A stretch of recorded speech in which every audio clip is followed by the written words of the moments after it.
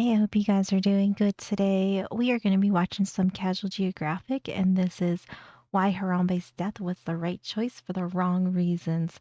And I think this is going to be interesting, probably really sad too. I like remember this whole thing, but I don't exactly know any depth to it, if there is any exactly. So I think this is going to be interesting. If you do get a chance, I'd appreciate if you can leave a like and subscribe. It helps me out a bunch, and I will have Casual Geographics video linked in my description below. So be sure to go in, like his videos, watch his videos, subscribe to him, all that good stuff. He does an amazing job. All right, let's see the whole story of Harambe. Let's go.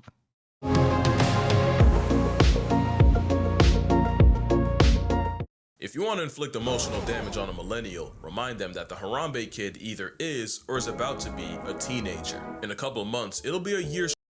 Oh my God, that kid is gonna be a teenager? Holy cow. This video's from 3 months ago. I didn't even realize that. Yeah, because I guess that kid was kind of like a baby, toddler, something, like probably around that age. Gosh. Short of a decade since the gorilla was prematurely perp walked off the census. And despite being named after a Swahili term for coming together, Harambe's death has been no less divisive. But the closer you get to the full story, with crucial context, the question becomes less of whether the zoo was right for turning the legacy of Bob Marley into a hashtag, and more of everything that went wrong to force the zoo to pull the trigger. Because Harambe's death was the right choice for the wrong reasons. Now hear me out, I'm not blaming the gorilla, in fact quite the opposite. Literally everyone involved but the gorilla ultimately failed him, and in about 10 minutes, I'm gonna show you just how horrendous Harambe got done. The same 10 minutes. Oh God, I feel like this is gonna be so sad. I mean, this was sad when it happened, but I feel like having more context to this is it's just gonna make it worse. It took for them to end him. Flashback to 2016. Eggs were $1.68, a light skin and Under Armours was no-scoping entire teams, and Kanye was still Kanye. When he made graduation, all was good until a 3-year-old canon event changed the course of mankind. Okay, so okay, so he was 3. Okay. Let's say like I thought this kid was really, really young, like toddler age. When he made graduation, all was good until a 3-year-old canon event changed the course of mankind. On May 28, 2016, a mother took 4 children to the Cincinnati Zoo and got to the gorilla world habitat when the youngest boy said he wanted to go swimming with the gorillas. Oh She went gosh. back and forth with him and then turned around to start putting kids in strollers when she heard a splash, followed by immediate screaming. Like any other human, she went to the railing, and that's when her mind took an indelible screenshot when she realized Cincinnati 911. I didn't realize that that's what he said. I guess I just know this story like very superficially, so um I didn't know that that was like the whole reason for him to get into the gorilla enclosure. Oh my God, that is so terrifying though. and that's when her mind took an indelible screenshot when she realized Cincinnati 911. Hi, my son fell in the zoo exhibit at the gorillas. There's a male gorilla standing over him. I need someone to contact the zoo, please. He's dragging my son. I can't watch this. in an unfortunate case of free will, the 3-year-old climbed the 3-foot fence, army crawled through 4 feet of bush, and before anyone could grab him and save the timeline, he fell 15 feet straight into the gorilla mode, where he was confronted by 450 pounds of adult primate. Harambe didn't seem especially aggressive, but watching him ragdoll the toddler likely took years off his mother's life. No one Oh yeah, I could imagine that would be terrifying, but at the same time, oh my gosh, like I don't stuff like this kind of makes me a little bit torn. Like I get she had other kids and stuff, but at the same time, like how do you keep your eyes off a kid for this long that they manage to climb a fence and like I mean I can't speak from experience obviously because I don't have children, but I feel like I don't know, keeping a really close eye on your children when you're in a park or really busy public area to begin with seems like that would be pretty important. But I'm not judging this woman. Like, don't get me wrong. Like, I'm sure plenty of people have already judged her, and probably every angle of this. But it just seems a little bit I guess concerning maybe because I feel like to let a kid just climb a fence like this and not see it at all seems uh, just a little bit crazy to me. seem especially aggressive, but watching him ragdoll the toddler likely took years off his mother's life. No one could say what was going through the gorilla's mind at the time, but we know what went last, because at about 4:10 p.m., Oh, about 10 minutes after the boy fell in, a member of the Cincinnati Zoo Dangerous Animal Response Team life-retired Harambe with a bullet to the head. And life as we knew it was never the same. The slain simian was mourned by millions and memed by even more, to the Gorilla Hot Cheetos, rare, one of a kind Cheetos, Harambe. Oh my god. I did, I'm not laughing at the situation, but I'm laughing at how ridiculous this is. This is a Cheeto. I didn't even know this was a thing. $99,000. Get out of here with this. Get out of here with this. I mean, but I can definitely see the uproar over Harambe, and I do remember all the memes, all that stuff. Yes. Totally remember all of it. never the same. The slain simian was mourned by millions and memed by even more, to the point where there are people who use their right to vote on the corpse of a Kennedy gorilla, and that is the most political statement that will ever come out of this channel. But before we can judge what had to be an impossible decision, it's only fair to look at every angle, starting with the nature of gorillas. Gorillas aren't the menaces to society and skyscrapers we thought they were. Male gorillas are way more child-friendly than the average orang and chimpanzee. It's been said that the males that babysit more are considered more attractive to a tribe of hairy women. That's how they got their name. And being good with kids is more of a turn-on than size, strength, or status. It's proven that guy gorillas on daycare duty will have 5 times as many children as those that avoid it, which is probably why Oh, that's actually really impressive. I didn't know that. I know we watched like some stuff about gorillas, but I definitely didn't know that one. They don't really seem like they are too aggressive with their babies. I mean, they seem like they kind of just put up with it like most human dads that have kids crawling all over them and smacking them and whatever else. gorillas on daycare duty will have 5 times as many children as those that Aw. avoid it, which is probably why they fight so hard for custody. You've never seen a gorilla hit the burners like that. But gorillas don't need Maury, they'll even step up for children that aren't theirs. A couple years Mm. back, the alpha gorilla of a group in Rwanda got sick, and since in sickness and in health is a human construct, the 4 gorillas of the group left, abandoning not just their baby daddy, but their progeny as well. With the infants barely old enough to feed themselves, it should have been curtains. But this story had a plot twist. The sick male had a brother, Kubaha, and Unc stepped up and looked after them. They'd sleep in his Aw. nest, treat him like a literal jungle gym, and he single-handedly kept the next generation up. And That's actually such a nice story, though. That's so sweet. I love when you hear about animal stories like this. It just, I don't know. It just goes to show that animals are pretty cool. If you didn't think that now, you should always think that. That is my that is my personal opinion and life advice. Think animals are cool and respect them.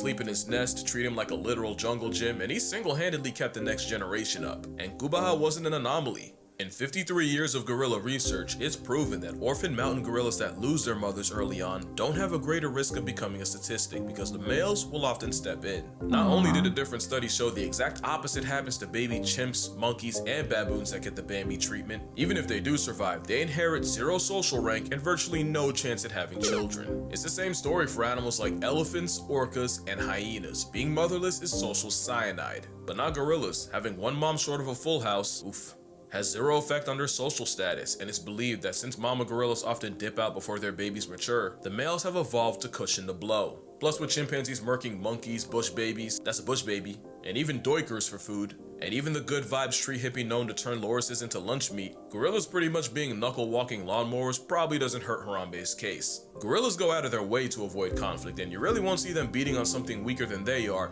unless they did something to deserve it. But True, that is true. Like I do remember that from the other video that they definitely seem like they only have to step up like when it's absolutely necessary and will try to kind of avoid it at all costs if they don't have to get into it. So I think that that's a good thing though, because that could be potentially really scary. I feel like that video in particular, I think it was the like 100 men versus one gorilla video that I had watched. It kind of did change my perspective of gorillas because I really did think gorillas were always super aggressive. So, and I wonder if a lot of people kind of like were in the same boat as me of thinking that they were pretty aggressive creatures because of just the very like little knowledge that I had of gorillas and then what you see on social media, it's always them kind of being mean or kind of like a little bit unhinged or crazy or whatever. And you don't always see like the good sides of them. But I guess that's social media too, right? Really won't see them beating on something weaker than they are unless they did something to deserve it. But there's always a but. The rules of nature often change when you're talking about captivity. A wild orca has apparently never depulsed a person, but those confined to a glorified fishbowl have a body count. Pandas normally True. mate, date, and procreate no less than the average black bear, but those in captivity often get less play than Helen Keller's Spotify. In captivity, mother gorillas will often reject their own babies, and it happens a lot more than you would think, so maybe the Mm. parental instinct doesn't apply as much to a gorilla behind the glass. Yeah, no, because if I had a nickel for every time someone's son ended up in a gorilla enclosure, I'd already have 2 nickels by the time player number 3 decided to keep the tradition alive and airdrop himself to the gorilla grotto. On True too. That is like a very interesting though. I would like to see more of those studies too. I'll have to look into it maybe because that does make me very curious of like the animals in the wild versus animals in captivity and how much of their um I guess like natural tendencies change so much because I feel like there's definitely a lot of instances where um, what animals are like in the wild definitely as much as they try to simulate that for them in captivity, it doesn't ever seem like it always goes like a one to one type situation for them. August 16th, 1996, another 3-year-old fell nearly 24 feet into the Brookfield Zoo Oh my gorilla god. exhibit. In a scene you've definitely seen before, 8-year-old Binti Jua climbed down to the boy, cradled him in her gorilla arms for nearly 60 feet, and gently placed him at the employee entrance where officials could get him. Oh But what you might wow. not know was that Binti was one of those gorillas rejected by her mother and was hand-raised by humans. Part of this raising meant her caretakers had to train her to be a mother once she became pregnant with the same baby riding shotgun while she rescued the boy. Part of this training included handing off her baby to staff for checkups, so there was low-key an argument as to whether this was an actual gorilla guardian angel or just an animal doing what it had been trained. Oh, that is a good argument because if she was raised by humans and they kind of taught her how to do everything, I like, who knows, like, how that would have ended up if she was, like, one that was, I guess, captured or rescued from the wild and brought in. That does that does raise a very, very good question. Whether this was an actual gorilla guardian angel or just an animal doing what it had been trained. Well, almost a decade earlier in 1986, 5-year-old Levin Merritt followed the same script, falling into the gorilla pit and knocking himself all the way out. And Oh 25-year-old gosh. Yumbo stood protectively over the boy, gatekeeping any other gorilla from him, Aw. and when the child regained consciousness and cried out, instead of matching his energy, the silverback calmly led his family to a small hut on the other side of the enclosure. But unlike Binti, Yumbo wasn't human raised or trained in childcare. This was actual Oh. gorilla free will that looked after the injured kid. So now you might be confused because if you were on the fence on the Harambe happening, hearing about their social psychology and the gorilla history lesson would have surely kicked you onto the Harambe side. I mean, yes and no, because I know we're gonna hear the other side, so I say I'm still on the fence, I guess. I'm still on the fence. I will say though, like when I did hear about her the Harambe incident, when it had first happened, I kind of really thought that like I was like, oh, like that kid's probably gonna get ripped apart, honestly. Like that was like because I didn't know any better. So now that I have more knowledge about gorillas, I guess I definitely kind of feel more on the fence. I don't know if what is coming next is going to change my mind or not, but obviously there's lots of instances here where things have happened with children and that the gorillas haven't been aggressive or maybe have questionable behavior with it and the kids have been okay. So I guess I would say right now I don't know. I don't know. He makes a very, very strong argument for Harambe, but I am definitely all ears for what's about to come next. Well, every gorilla is different, so let's talk about the story of Harambe. Before he became a hashtag. Harambe was born in the Gladys Aw. Porter Zoo in Brownsville, Texas, May 27th, 1999, meaning he had just turned 17 when he got sniped. Just like Binti, he was also rejected by his mother Kayla when he was only 3 weeks old. So He was only 17 years old. That doesn't seem like that's very old. Then he got rejected. The little poor baby. Just like Binti, he was also rejected by his mother Kayla when he was only 3 weeks old. So zoo director Jerry Stone hand-raised Harambe, taking him home. The tiny gorilla was by all means his family. Jerry was actually the one to help Harambe's grandparents settle in after they arrived from Africa, and he was even there at Harambe's birth, cutting the umbilical cord. He changed Oh, wow. diapers, got up at midnight to feed him. Nobody had put in more Harambe hours than Jerry. Jerry described him as a lovable troublemaker. He'd do things like throw water at female keepers and run away. He'd steal blankets just to give keepers an excuse to chase him. He even climbed walls to get his keepers' attention just so he could fall backwards and make them catch him. By every Aw. account, Harambe meant well, but there was a point where Jerry stopped getting in the cage with him. Not because he was aggressive, but as he got bigger and stronger, there was a legitimate chance he could accidentally roughhouse Stone into eternal submission. But Jerry also noted that Harambe always looked after his siblings, fully embracing the big brother role. It says, I don't know. I don't know how many baby gorillas, but he was memorable because he was so intelligent. He showed a positive attitude as far as leadership. I feel like that's a really, really good assessment of him. And I could understand also being a little bit nervous with Harambe being 450 pounds, thinking that you're playing and you end up with broken limbs. It's not, that's not a reason to not like Harambe or think that he's unsafe. That's just kind of like animals being animals and they're not necessarily being mean. They just want to play, but you're playing with a 450-pound gorilla. But on January 6, 2002, before Harambe was even 3, someone left chlorine cleaning tablets way too close to a space Oh, heater, no. causing a leak of toxic chlorine gas that suffocated the gorillas. Zookeepers immediately called EMTs, and by administering oxygen, they were able to revive 8 of the gorillas. But there were 3 that never woke up: Oh, Harambe's no. mother, brother, and sister. Oh, no, that's so sad. I didn't know that. Oh my gosh. That's sad. But there were 3 that never woke up: Harambe's mother, brother, and sister. Yeah, Harambe got hoed by humanity long before Cincinnati. Speaking of which, almost 10 years later in 2014, Harambe was now 15 and time came for him to be relocated to hopefully start his own troupe. Jerry actually pushed for Harambe to be sent to Cincinnati, that way he could contribute to their breeding program. And in September, the gorilla named after a Bob Marley song was transferred to the Cincinnati Zoo and Botanical Garden. And less than 2 years later, he would exist only as a statue. So there, now you have more background information than 90% of anyone who's given their opinion. I feel like Harambe had such a sad life. Like to have that happen and then he gets moved and I guess I don't know how I don't know how that works with gorillas when they get transferred to another zoo, if it's hard on them, if they get really stressed out. I mean, I would assume that that would be stressful, but maybe not. So there, now you have more background information than 90% of anyone who's given their opinion. Everything so far points against Harambe being a threat to the toddler, yet experts like Jane Goodall, Jack Hanna, and primatologist Franz de Waal all seem to agree the zoo made the right choice. And I'm with them. Harambe had to die. But why? Basically, it was the best of a bad situation. A lot of Oh people say no. tranquilizers, but tranks don't work the same way they do on TV. It can take 10 minutes to take effect, even longer when the animals turned up. There was a story of 2 polar bears wandering too close to town in Churchill, Manitoba, and the first bear was slept and put in polar bear jail. Yes. But the second bear had no reaction to the same trank. If anything, it probably made him mad. But the Oh real no. reason tranquilizing wasn't an option.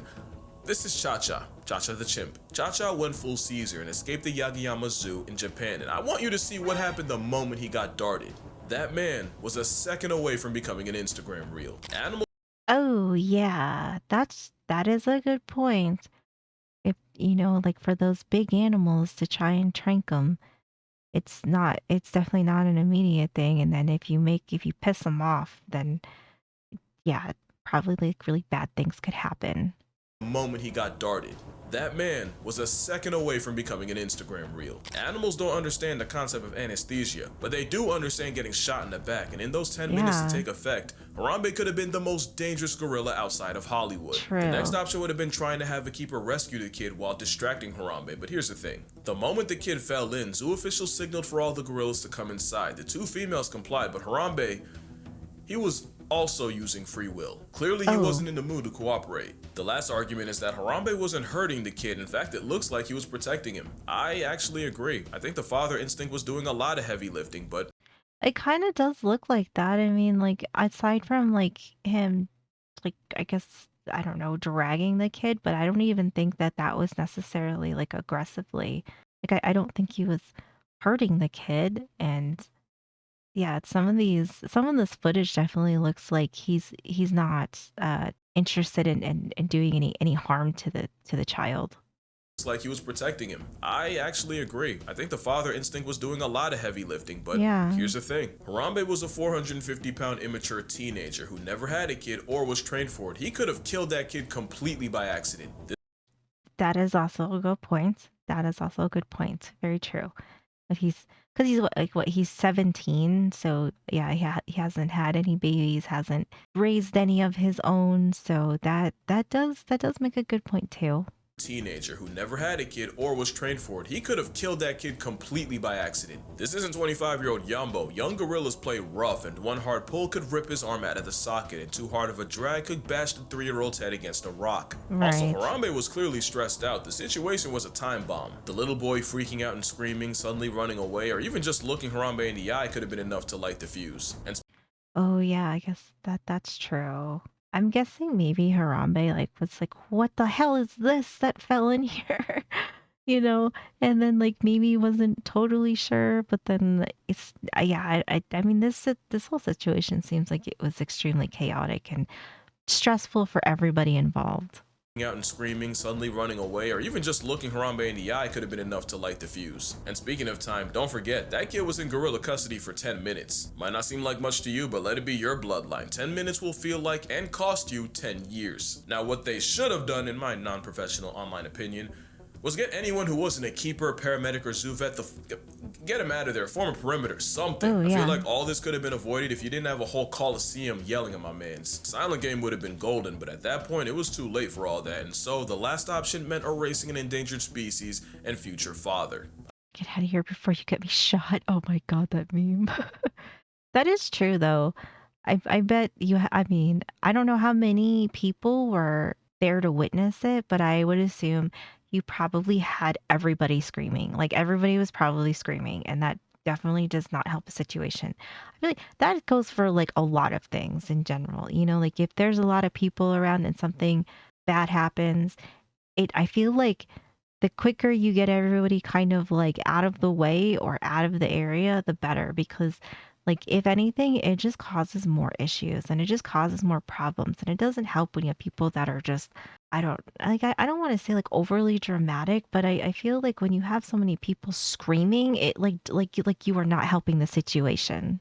For all that, and so the last option meant erasing an endangered species and future father. I don't like it, you don't like it, nobody's happy, but let's be Yeah. real. Think about what the conversation would be if that kid became a chalk outline right there. Well, I can tell you, because it's happened. November 4th, 2012, Pittsburgh Zoo. Mother lifts her 2-year-old over the railing for a better view. Mother ignores several warnings and signs. Mother somehow lets child slip, and Maddox Durkosh fell, bounced off a safety net meant only for phones and cameras, and touches earth inside the enclosure.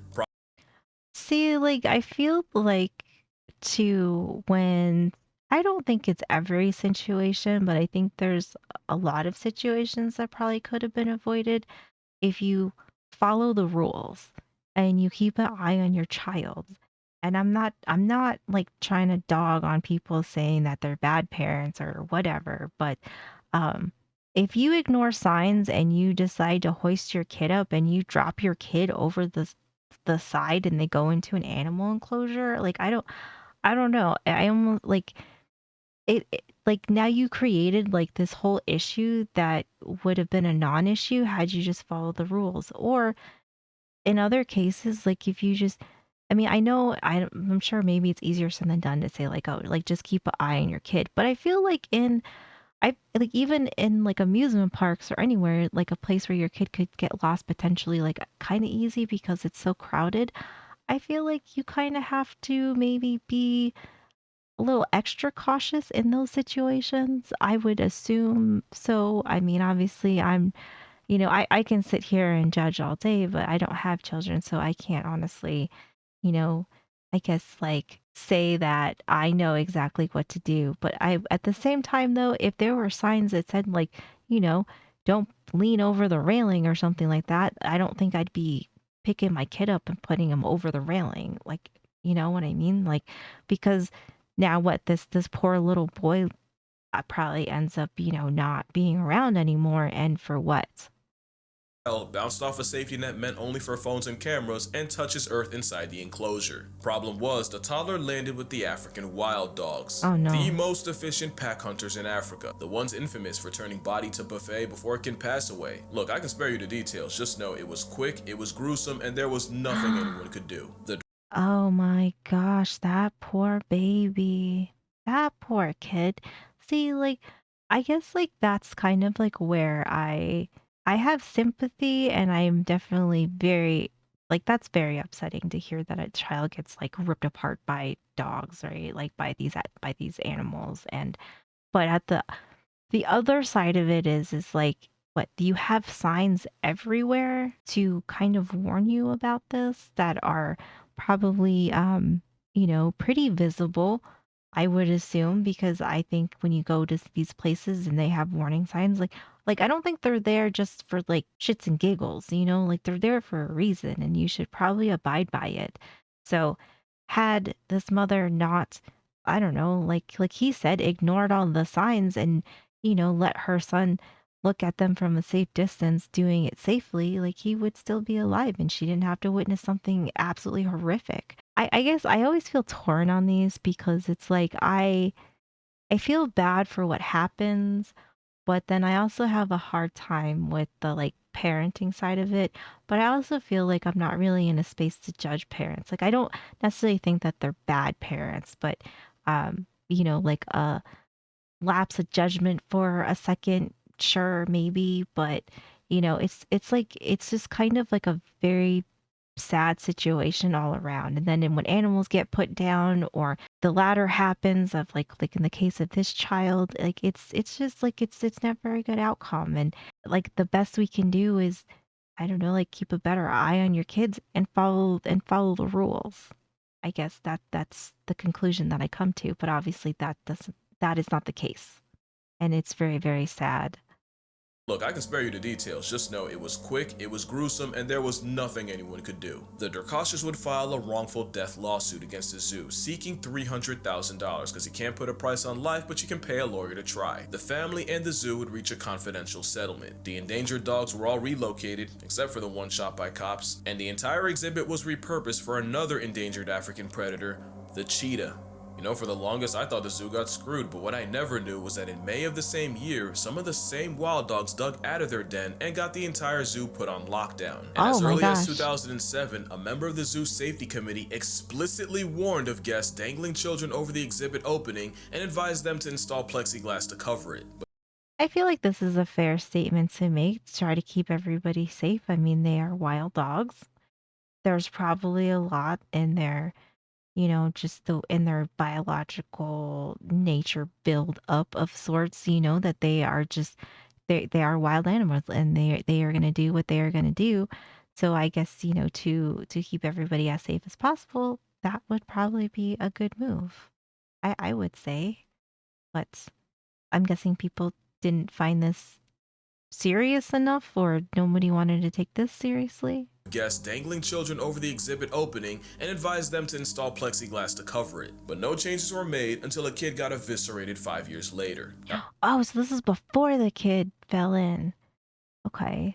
So, I mean, like, I'm not saying that this is totally the zoo's fault, but at the same time, like, if this was maybe a recommendation because, things could potentially happen and these are wild dogs that we're talking about that could possibly, do a lot of damage or end up ending a life, which is something that nobody wants to see. And nobody wants to see them necessarily all get put down for, acting as they would. Um, the plexiglass would sound like a good idea for sure. At the same time, I don't know. It like yeah, I get this, and I think this is a good argument. And it's not. I guess it's not like they didn't have anything in place. It's not like they said, oh, it's fine. Like, well, we're not going to put any signs out. But I mean, there were signs out. But I definitely see both sides of this. That this probably would have saved that kid 100%, right? Like, I like, did the zoo make a bad call? I guess maybe. plexiglass to cover it, but no changes were made until a kid got eviscerated 5 years later. Now don't think I'm letting the mom off, I got a lot of thoughts, and they're Mm. all explicit, but the zoo was liable and negligent, and it cost them and the dogs. Even Right, yeah, I mean, yeah, I get what he's saying, and I would say I'm there with him too. Had they done that, yes, the kid wouldn't have this issue, right? But then there's, like, the other side of it too, so, yeah, I feel I have very mixed feelings on this of, like, I'm not I guess I'm not really blaming solely one side. I think there's, like, a little bit of blame to spread, but at the same time, like, had they done that, like, yeah, sure, but then, like, they also went 5 years and nothing ever happened until this woman decided to dangle her kid over, so it's like, I don't know, I feel very mixed on it. all explicit, but the zoo was liable and negligent, and it cost them and the dogs, even though common sense would have saved the day. But common sense True. would have been a godsend on Christmas Day 2007, San Francisco Zoo. Look, we've all heard the story of Tatiana the venge-lusting tiger, so here's what we know. Three guys, 17-year-old Carlos Sousa Jr. and the 19 and 23-year-old Dhaliwal brothers taunted a Siberian tiger. Pine cones and sticks were likely thrown at the tiger. The brothers' father admitted that the boys were drunk. Tatiana escaped, murked Sousa, and mauled the brothers until she was eventually shot by cops. And the Dhaliwal family settled a suit against the zoo for $900,000, and the Sousa family settled a wrongful death suit for an undisclosed amount. And I don't know how I feel about this one. This one seems a little bit different of this is a F around and find out situation, I feel like. And one, like why the hell are you throwing stuff at an animal? Like you don't throw things at people, you don't throw things at like don't throw things at people, animals, whatever. Like it's mean, it's rude, don't do it. And you are drunk and high and you thought this was going to be fun. This kind of behavior I don't in my personal opinion, I don't think this family should have been rewarded with anything for their nasty behavior. was eventually shot by cops, and the Dhaliwal family settled a suit against the zoo for $900,000, and the Sousa family settled a wrongful death suit for an undisclosed amount. And both brothers would use their second chance at life to get into several run-ins with the law. One Oh, okay. So like what is this? The younger of two brothers who survived a Christmas Day tiger attack at the San Francisco Zoo have been sentenced to 16 months in state prison for violating his probation in a felony reckless driving case. Okay. Upstanding citizen we have here. Let's see this one. County jail and 3 years probation in that case, but 3 days after sentencing, he was cited for marijuana possession and was found with 1.8 grams in his pocket while in a parking lot. Okay. Okay. So like obviously these guys are not suitable for society, I would say. I don't think I'm gonna keep with my opinion. I don't think they should have been have any sort of reward for what they did and they got this tiger killed. amount. And both brothers would use their second chance at life to get into several run-ins with the law, one including a drunken fight with police, and the younger brother would pass away in 2012 due to unknown causes. By every metric, they fucked around and found out, and the two Yeah. that lived came up almost $1 million off it. But two things can be true. The zoo screwed up bad because days after the attack, they said the moat Tatiana had escaped from was at least 20 feet tall. Turns out it was 12 and a half. Oh, Oh, it's 12 and a half. Well, regardless, I don't know. I like this one. It's kind of like like sure, like the wall should be higher, but at the same time, though, the fact that this tiger got her some for having stuff thrown at her, I mean, it get you some. the moat Tatiana had escaped from was at least 20 feet tall. Turns out it was 12 and a half. A full 4 feet lower than federal safety standards. And if you know tigers, that is one of an oopsie. But also, after killing Sousa, Tatiana tracked the brothers down, but because cafe employees refused to let the two in, the Siberian Fury pulled up outside the cafe and mauled them again. It took 6 full minutes for zoo employees to realize that the brothers weren't drunk idiots screaming. They were drunk idiots screaming, but not lying about a tiger John Wicking them. And because the zoo was under a Code 1 lockdown, it took another 5 minutes for zoo security to let police and fire units in. Those Then don't throw things at tigers. I mean, like, yeah, sure. I mean, like, yes, it's probably dangerous and they probably need to fix their wall, but at the same time, like, Don't be doing this. Don't be doing this. How about we just start throwing shit at you and see how you like it? Like, clearly, I don't know, like, obviously it didn't work out too good for you if you want to be throwing stuff at animals. So, I don't know. I mean, this seems like this is what happens, and in my opinion, like, don't do this. Don't be like this. One lockdown, it took another 5 minutes for zoo security to let police and fire units in. Those extra 10 minutes mean a lot when you're actively getting turned out by a tiger, and it probably would have saved Sousa's life. Two things can be true. Tweedledee, Dim, and Dumbass pissed off an apex predator and earned Yeah. themselves a nomination for a Darwin Award while getting an endangered species past tense in the process. Yep. But the zoo was also painfully negligent in every aspect. This is true too. Like, don't get me wrong. Like, I am not like turning a blind eye to the zoo for not having the right standard of wall, but at the same time, like, I'm like, I guess it makes me more mad like when people do this to animals.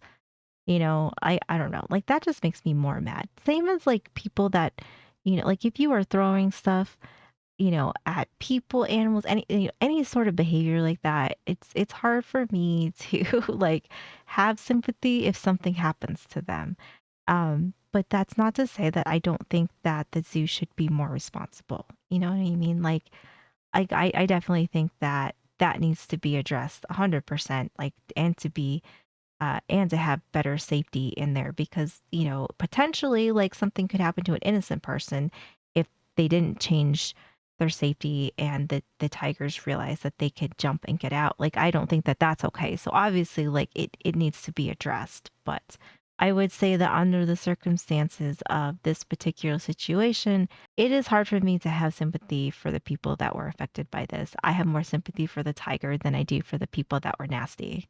Especially since just a year before, keeper Lori Cummagen was mauled by the same tiger while feeding her through the enclosure's grill, and Tatiana's temper tore the skin off her arm, Oh, resulting in man. several surgeries, skin grafts, and California OSHA fining the zoo for safety violations. Lori would also sue and would also settle for an undisclosed amount. And after Tatiana's final act, Okay, that seems kind of weird. Like, you know of what you do, probably you have a risk, but you're gonna sue them anyway.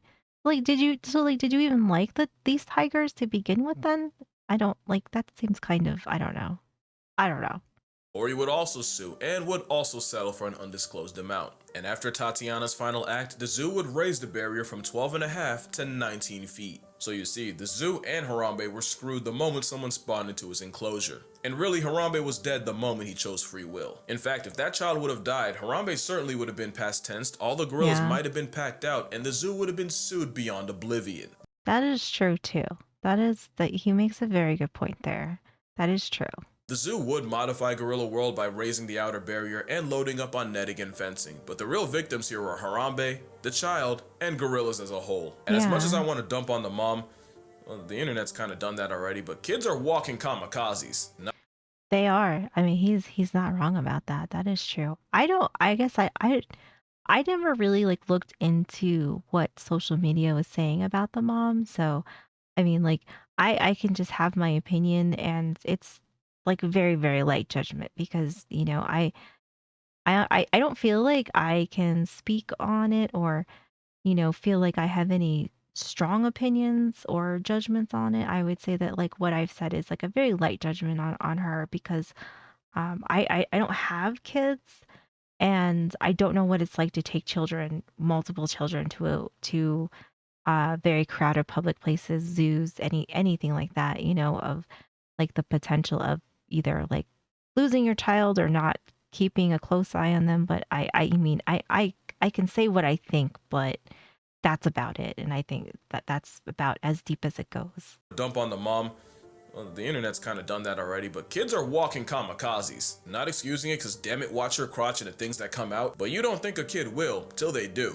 And mama, I love you, I really do, but when I was about knee high, my mom turned away for a second at the park, and when she turned back, she saw me on the other side of a pond leaning in. And if both my parents didn't go Usain Bolt and catch me before I fell in, well, we know how that story ends. I also almost Yeah. got kidnapped. And I Oh only my say that now because God. my mother never lets me forget it. But yeah, that's gonna do it. Drink water, hug your mother. You almost got kidnapped? Where's this story? Please share. I would like to know. Say that now because my mother never lets me forget it. But yeah, that's gonna do it. Drink water, hug your mother, hold your kids. They're stupid. Rest in primate Harambe, and I'ma see Yes. y'all in the next one.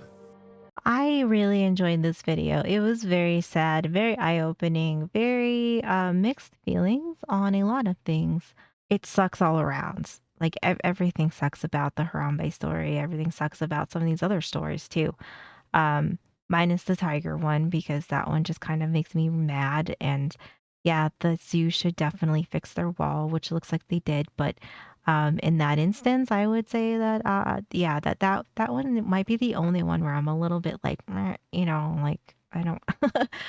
I don't have too much sympathy for what happened to those men, but thank you so much for hanging out with me. I really appreciate you guys being here. Be sure to go and like and subscribe to Casual Geographic because he just does such an amazing job. That's going to do it for me. I hope you guys had a great day and I will see you in the next one.